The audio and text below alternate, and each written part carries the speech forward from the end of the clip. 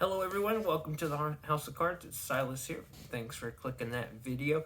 Today we're going over week 2 ProQuest season for the House of Cards, and for me, went really well. It was a really good weekend, especially for the team. We got 2 PQs, spoiler alert, I know, but we had 2 people qualify this weekend. They were local ones, so that's good. The scene's local though is still pretty tough. We have some really good players, but the numbers were a little lower. So on Saturday, we played at the Blue Post, local place. Check him out; it's really cool. Richard's a great guy. Shout out to him. We had 7 people on the team there out of the 8. One guy had some family stuff come up, so he couldn't play, which is unfortunate. But it's just a card game, so family first.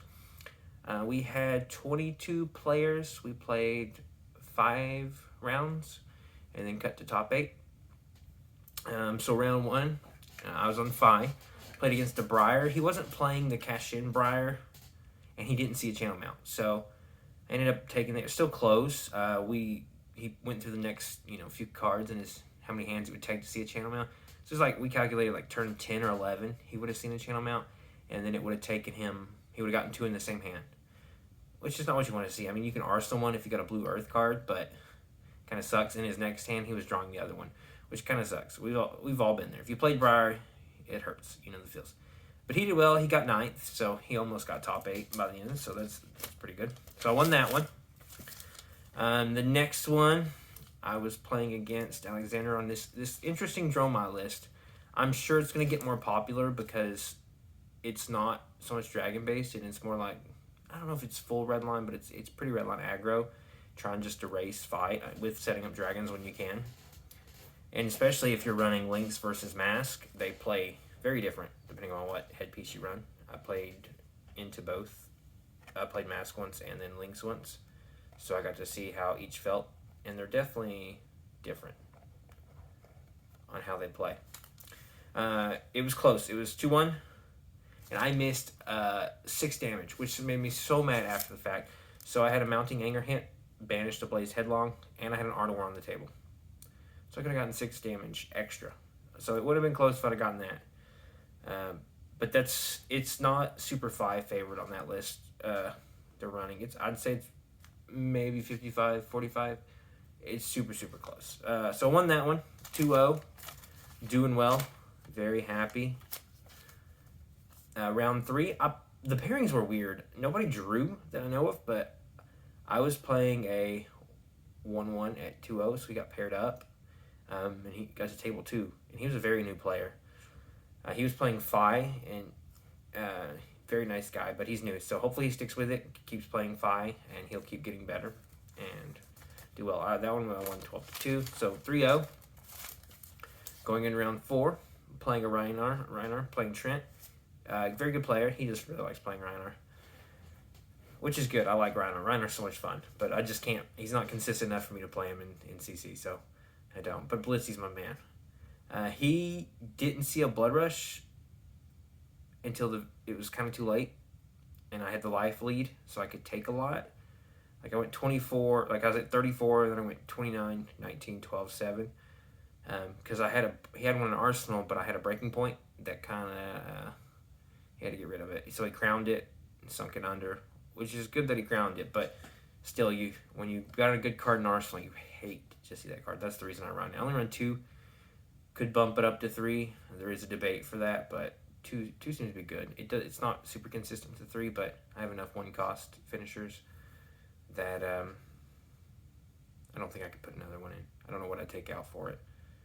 I mean, you have theories, but after week 3, maybe the calling in Indy, I'll share my list. I don't know when, but we'll break it down and go over it because it's been doing pretty well. So I won that one. So I'm 4-0. Man, I'm like locked in top 8 at that point, feeling good. Then round 5, playing against a good friend Bobby on Dash. He did pistol. Did he do induction chamber? I don't remember. I think he did pounder to start. It was very close. It was 1-1. I think I played Mask Momentum against him just to try to force him to block. It's not so bad running Mask Momentum if they're playing pistol, but if they're playing blaster, they really hate seeing Mask. After talking to a couple Dash players over the weekend, they don't want to block when they got the blaster. They just want to boost, boost, boost. So it's close, 1-1. It's 5-0. First time I've ever won Swiss of any event. I've won one Armory last year, but first time I've ever went 5-0. Man, and I was feeling good. But the competitiveness in me wants to keep going, keep winning, win it all, because I was doing well. Then we went to top 8, and we had 5 of the 8 people on the team in top 8. Super good showing out of 22 people. I mean, we had 5 make top 8. It's pretty good out of 7. I don't know the numbers, I didn't run them, but it's pretty good. So then I played against another Dash, Nathaniel, who's on the team. He played Hanabi, and this is where I found out, versus Mask versus Lynx. So he flipped Hanabi, which in hindsight, he says he wished he would have just done pistol, because if I do flip momentum, he's always on the back foot, and where I was first seed, I went second, so it was even harder for him. But that's why he said he played the Hanabi, because he felt like it would give him more tempo to try to get it back in it. And it did. It was 3-1, and he missed a Hanabi trigger, so he forgot to put a counter on. Like, I blocked my whole hand, and then I Arsenal passed the one card I had left, and then he's like, crap, I missed my trigger. So you can't go back and change it since I just Arsenal passed. So yeah, if he would have hit that trigger, all I had was a Mask to block with, so he probably would have won, because that thing coming in, it's a lot of damage at the end of a chain. And then it's 5, you do not want to block. So it sucked to beat a teammate, but that happens when you got 5 in the top 8.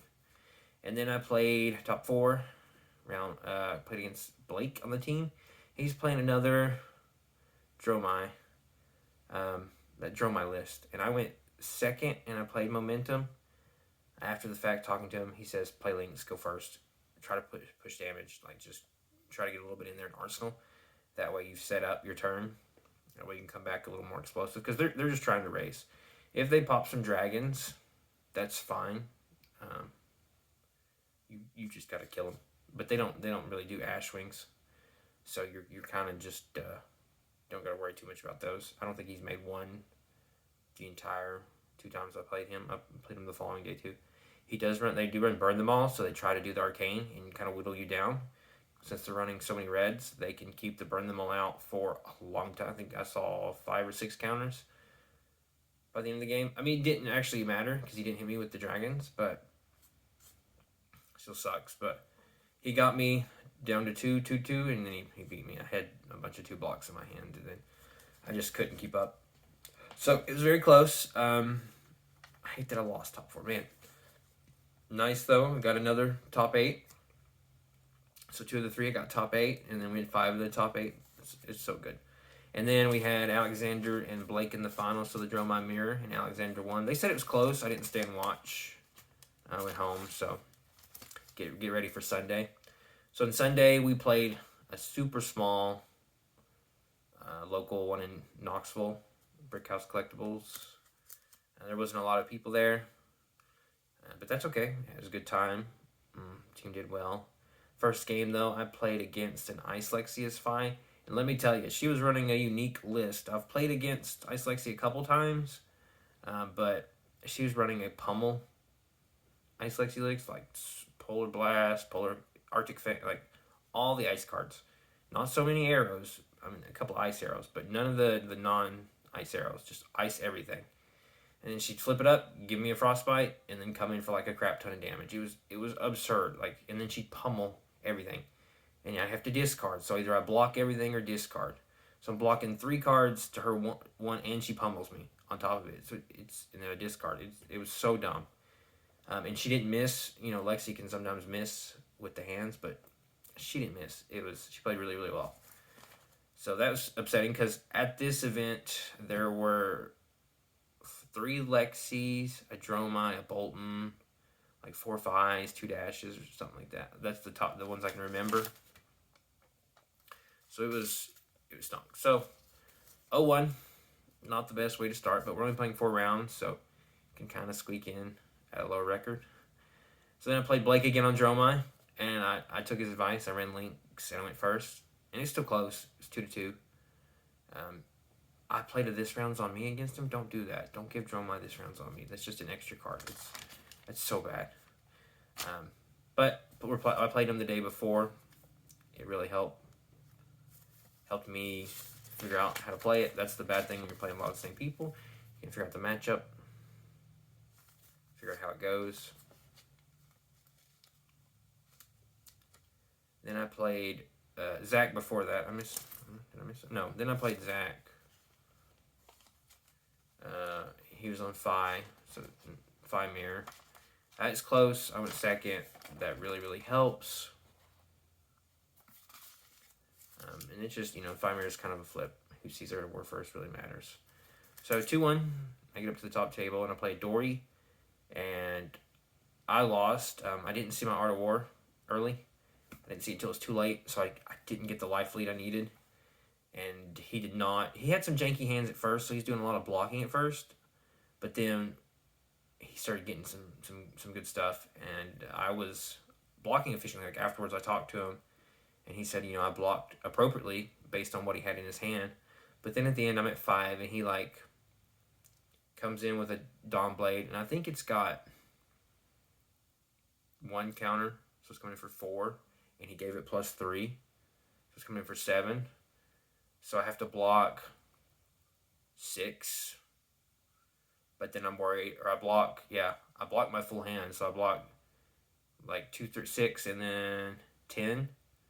So then I'm worried he's going to pump it, which he had a pump in hand. But then he just comes in with Command and Conquer for 6. And I'm just like, well, I lose. So I did, and it's fine. Dory, I think, kind of crushes Phi. It's definitely not a fun match for Phi. It's kind of a race. Some people say don't run D-Reacts, just race them. I mean, you could. I mean, there's theory to that. I don't know if you'd win that, though, if they draw decent hands.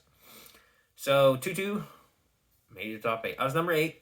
That's okay. I tell people as long as you get in, it's all that matters. It doesn't matter what seed you are. Being 1 through 4 helps to pick. It honestly does. But then I played the Ice Lexi of the day, who was 4-0. I mean, just dominating. So they were crushing it. And when they played me, they bricked 3 starting hands, and I actually had good stuff. And I went first, so I got to Arsenal a good card, and so I didn't attack him, so he's kind of stuck. Well, I did attack him. I got 3 damage, and then he loaded something, but then he kind of got stuck. He just had two or three really awkward hands. In his Lexi, if you miss, I think twice is what you have to miss in order for Phi to win, from what I've seen. If you miss twice, you've probably lost the game. And that's, again, why I don't play Ice Lexi. She's super good into Phi. She was such a good pick for that meta that was there, because there was a lot of Phis, but it just, when it misses, it misses. So I won the 1 in a million against an Ice Lexi. It was the more traditional Ice Lexi, so I can't complain about that. Then I played, so at top 8 we had 4 people. No, is it 4? 3 in the top 8, which is pretty good. And then we had 3 of us in the top 4, so we all made it through, which was super nice to the top 4. But then I had to play a different Zach. He was on Phi as well. He went second, which sucks. And I misplayed. I need to be more patient in arsenaling and setting up turns, and not just laying cards to lay cards. I need to think through what he can do, and I just want to play the cards, which is why I play Phi. You just play the cards. And he saw his Art of War first, and I didn't see one. So that kind of is how it goes. If he goes second and plays Art of War, it's hard to win. It's just hard to win. Well, I know I'm proud if he won. Stinks, but he won. And then him and Nathaniel, the Dash player from the day, one of the Dash players, played in the finals. It was pretty close. He almost decked him out, but he had pressure the whole game as Dash, and just ended up closing it out, which is super good. He was super, super nervous, and I'm glad he won. So we had 2 people win PQs this weekend, which was awesome. There's one more. So I'm still undecided if I'll go. So we'll see. But I can say so far this ProQuest season, I've topped 8 3 of 4, which is solid. I mean, I can't complain about that. That, I think, was one of my number 1 goals. Obviously, I wanted to win, but I've only been playing a year competitively, playing in TCG for the first time. That's crazy to me to be top 8. I think Phi's broken a little bit, but pairings make such a difference. But it was a good time. team did well. I'm super happy the team's performing, for our first big season. Really, really representing East Tennessee. But thank you guys for watching. Put in the comments, who'd you play? How'd you do? Did you top 8? Did you win? Did you switch heroes from week 1? Did you guess the meta wrong? There's a lot of things going into it. Week 3, do you think there's going to be more people? There's very few ProQuest on Saturday, and there's none on Sunday. So it's a much more condensed season. And then we go straight to Indy the following weekend, which I'll be there, and a couple of us will be there for the team. So if you see us, say hi. Let us know who you are. We'd really appreciate it. Thank you so much for watching. Hope you guys have a great day.